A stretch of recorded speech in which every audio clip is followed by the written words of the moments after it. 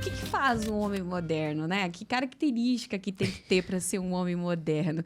Porque entendo que talvez cada um vai ter uma percepção, mas na sua, o que fez você perceber essa coisa de precisamos de um conteúdo para homens modernos? É muito engraçado porque vocês vão ver uma pequena contradição exatamente no conceito de manual do homem moderno, principalmente quando eu falo do homem moderno, né? O que a gente entendeu quando eu estava concebendo o manual do homem moderno no começo, é que muito do que a gente tinha aprendido quando era mais novo, que a gente tinha tido na nossa infância, adolescência, o que era a concepção do que era ser homem, era uma coisa que talvez não funcionasse mais tanto pra gente.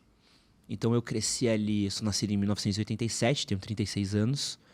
Então eu cresci numa geração que tinha como referencial Humberto Martins, você tinha Arnold Schwarzenegger, Sylvester Stallone, que era o seu Madruga, né, que é o homem, o que é feio, forte, formal, que é essa coisa muito rígida, não chora, não se preocupa em se vestir bem, não se preocupa com as coisas, não tem sentimentos, é o cara que é frio, calculista, muito assertivo, é esse ideal estoico do que é a masculinidade. E com o passar do tempo a gente começou a entender que certas questões já não faziam mais tanto sentido. Pô, peraí, quer dizer que então por esse homem eu não posso me cuidar? Quer dizer que por esse homem eu não posso cuidar do meu cabelo, não posso cuidar da minha barba, não posso gostar de uma roupa diferente, não posso querer cuidar do meu shape durante muito tempo, até mesmo os caras que vai demais pra... Pô, eu cresci numa geração que falava que o cara que vai demais na academia é porque é viado. É uma coisa muito louca, assim, umas concepções muito loucas que a gente tinha. Então a gente começou a entender que o homem moderno, ele é um cara que ele não tem mais um manual. Ele não tem mais uma regra pré-definida. E, na verdade, é um cara que ele tá tentando se entender no mundo, tentando entender um pouco qual que é o papel dele, qual que é o referencial que ele tem, o que ele tem que fazer, o que ele não tem que fazer, se ele pode ou não se cuidar, se ele pode ou não se preocupar com uma coisa que ele não podia se preocupar até ontem. E, acima de tudo, uma coisa que a gente tem falado muito com o passar dos anos é mais sobre a questão de masculinidades. A gente falava muito sobre a masculinidade, o que é ser homem, o que é a masculinidade. Hoje em dia eu gosto muito de usar esse conceito de masculinidades. Pô, então quer dizer que porque você é um lutador de jiu-jitsu, você não pode gostar de dança. Quer dizer, então, porque você é um cara que faz arte, você não pode se interessar por futebol. Ah, você... Pô, durante muito tempo a gente falava que gay não era homem. Se você é gay, você não é homem. Então a gente começou a entender que o homem moderno, ele é um cara que ele vai questionar um pouco todos esses lugares que eram muito pré-definidos, muito pré-estabelecidos, muito rígidos. E começa a entender um pouco do tipo assim, tá, não, eu consigo ainda ser um cara legal para minha parceira, para minha comunidade, para minha família, para os meus pares, e mesmo assim poder fazer coisas que talvez há 10, 15 anos atrás não eram consideradas como coisas de homem. E quando você começou a escrever seu blog, porque quem ainda não conhece o canal, Manual do Homem Moderno... Sabe, quis denunciar a idade, falar que eu tive um blog, né? Mas taxa a idade aqui do cidadão. Faz os cálculos. Faz parte do processo. Você começou lá com um blog e eu falo, cara, blogueiro raiz é isso, é quem escreveu um blog mesmo. Essa história de, blogueirinha, eu fiquei pensando, você escreveu um blog? Mas você escreveu um blog lá, você começou em 2011 ou 2013? 2012. E nesse momento, quando você começou a criar esse conteúdo, qual que era a receptividade da galera? Cara, foi muito louco, porque no começo a gente acabou dando entre aspas, certo mais rápido do que a gente esperava. Só que acho que demorou um tempo até para as pessoas encaixarem um pouco, para entender um pouco do que a gente estava fazendo, porque não tinha muito um referencial, né? Então a gente tentava ser, eu sempre brincava assim, eu queria ser a revista VIP, só que pro brasileiro comum, não pro cara da Faria Lima milionário. Então eu queria ter falar de conteúdo masculino sem precisar ter esse referencial de dinheiro, de fama, de status, de poder. Então, no começo, as pessoas até, pegavam umas brisas, assim, de entender que era uma coisa que a gente estava discutindo que as pessoas não discutiam. Pra você ter uma ideia, a primeira matéria nossa que viralizou foi uma matéria que a gente estava reclamando de uma campanha de uma marca famosa de aparelhos de barbear, que ela falava que os homens deveriam se depilar por completo. Que o homem peludo era zoado e que não podia. Era uma campanha com Sabrina Sato, uma coisa de, peraí. Como assim o cara precisa se depilar pra ser homem? Então, não pode mais ter? E era bem na época que tava começando a, o pessoal ter barba, ter outras coisas. A gente viralizava muita coisa de barba, que era uma coisa que ninguém falava a respeito. Então, acabou sendo que as pessoas entenderam um pouco a brisa, principalmente porque a gente falava de umas coisas meio fora do do comum, Normal. assim. Tipo, se Da olhasse casinha mesmo ali. os veículos de comunicação que falavam pro público masculino, era muito esse padrão VIP de que você é um milionário, então esse aqui é o conteúdo masculino. Para você ser homem, você precisa usar um terno da Armani, precisa usar um relógio da Tag Heuer, precisa usar um sapato da Prada, você precisa dirigir uma Bentley. Se você não tem isso, então você não é o homem para a revista GQ, você não é o homem para a revista VIP. Então tinha muito esse olhar de tentar separar o que era conteúdo masculino por uma questão de dinheiro. E é uma coisa que é muito cobrada do homem também, essa performance financeira, né? Então, tipo, você é homem quando você paga a conta, você é homem quando você tem um carro bom, quando você provê as coisas pra sua casa. Então, a nossa ideia sempre foi ser um pouco mais transgressor. Tipo assim, velho, quer dizer que o maluco que dirige uma Brasília, que dirige um casinho, que dirige uma Maré, falta um pouco de bom senso. Mas quer dizer que pra essa galera que tem um carro mais popular, ou que às vezes o cara compra uma roupa na C&A, compra roupa na Renner, ele não merece ser considerado dentro de um editorial. Então, a nossa ideia sempre foi muito essa. E acabou que colou rápido, assim. E era sempre a ideia nossa, sempre foi muito pegar e até hoje, assim. Eu comecei a escrever muito novo, assim, entre aspas, né? Eu tô com 36, devia ter uns 25 quando eu comecei a escrever. A maioria dos papos que a gente tinha era a conversa nossa de Playball. A gente jogava Society, sentava no vestiário, trocar ideia, depois ia pro churras que tinha, pra resenha.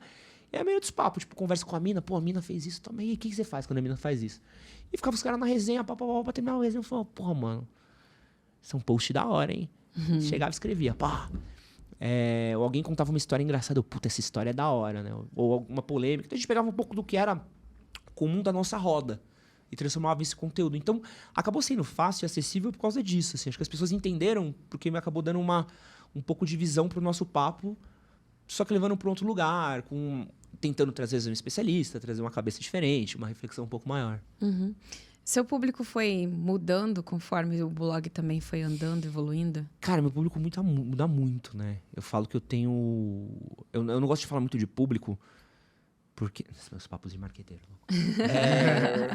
Eu não gosto de falar muito de público, porque eu acho que é uma palavra muito defasada. Eu gosto de falar muito de jornada. Então, eu entendo muito, quando eu estou fazendo conteúdo, que eu estou fazendo parte da jornada de algumas pessoas. Então, eu crio pequenas jornadas pessoais. Então, ao invés de eu falar, por exemplo, de arquétipo, ao invés de eu falar de público-alvo, ao invés de eu falar de coisas do tipo, quem é o cara que me vê, eu penso um pouco mais na jornada dele e o que eu estou oferecendo para esse cara dentro da jornada.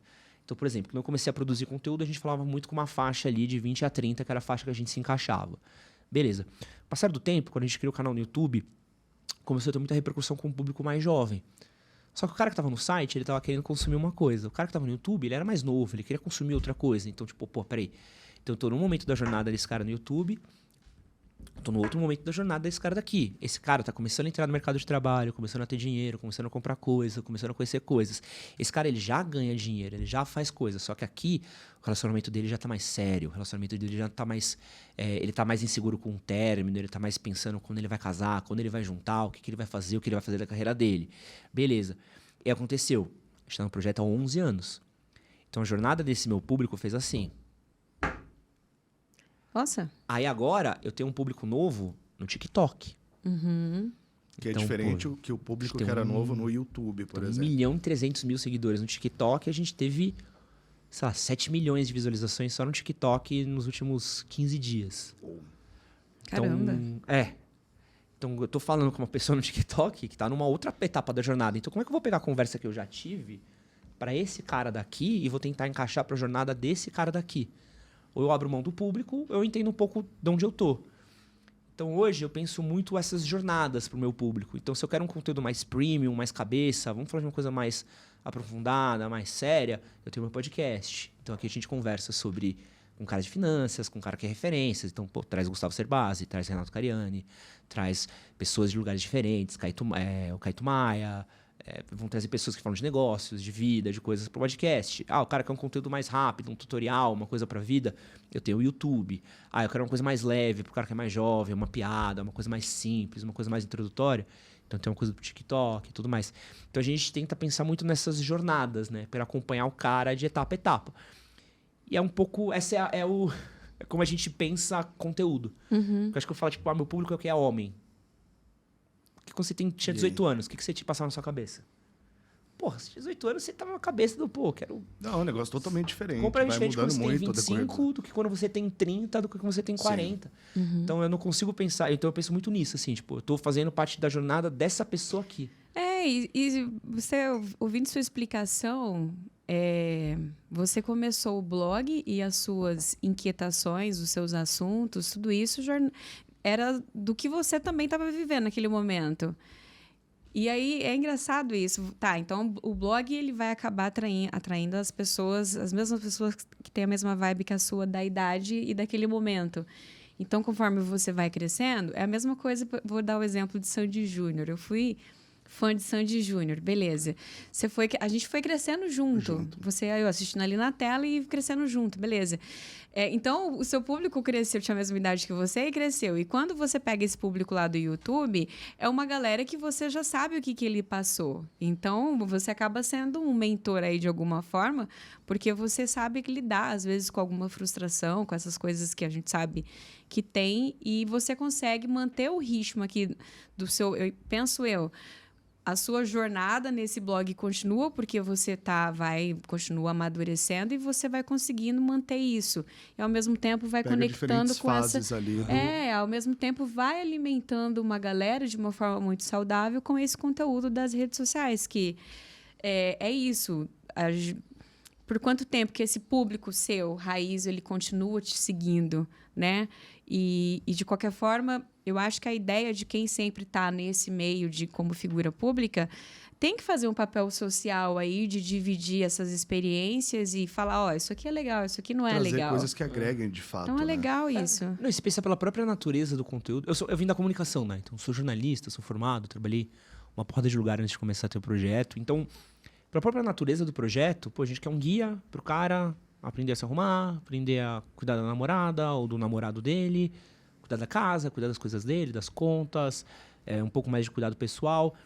Se parar pra pensar um pouco pela natureza do negócio, chega uma hora que o cara já meio que é isso. Atinge o teto. E let it go, vai. Se o cara foi, é isso, faz parte. Por isso que eu falo que é uma jornada. Então, a partir de certo momento, o cara casou, teve filho, entrou uma outra preocupação. Completamente diferente. Eu ainda não casei, ainda não tive filhos. Pô, quero muito criar um braço para falar sobre paternidade um dia dentro do projeto. Para poder pegar essa outra parte também, que eu acho muito importante de falar, que é uma coisa que eu não consigo falar com tanta propriedade hoje. Mas eu entendo que uma hora o cara vai parar de consumir o conteúdo e tá tudo bem. Acho que tá tudo bem, faz parte da vida, né? Não consigo... Você ter um veículo que retenha a pessoa por 10, 12 anos, jamais pensaria em ter uma ambição tão grande, né? Então, acho que é uma parte de você entender um pouco do... Você precisa sempre entender, eu falo muito isso para produtores de conteúdo, né? Você precisa entender para quem você está falando agora. E você precisa entender e sempre renovar o seu público, né? Sempre entender que, pessoas novas estão consumindo internet. O que as pessoas novas estão consumindo? O que elas querem falar? Do que elas gostam? Senão você vai ficar... Vai ficar... Estaria no blog até hoje. Foi rapidinho, mas valeu a pena, né? Então não se esqueça de se inscrever no canal, curtir esse vídeo e seguir o Acompanhadas e o Fatal Model nas redes sociais.